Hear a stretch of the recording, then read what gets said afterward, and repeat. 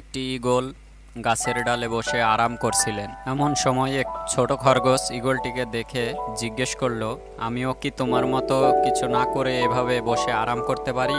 Eagle উত্তর দিল, অবশ্যই, কেন পারবে না, তুমিও পারবে।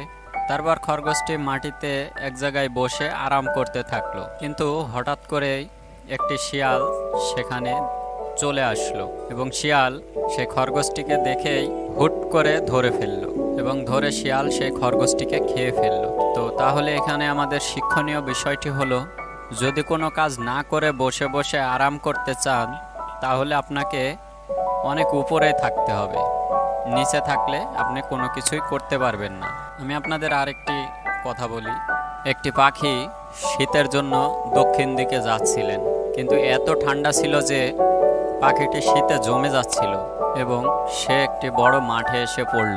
তখন সে মাঠে পড়েছিল একটি গরু, তার অবস্থা দেখে তাকে গোবর দিয়ে ঢেকে দিল।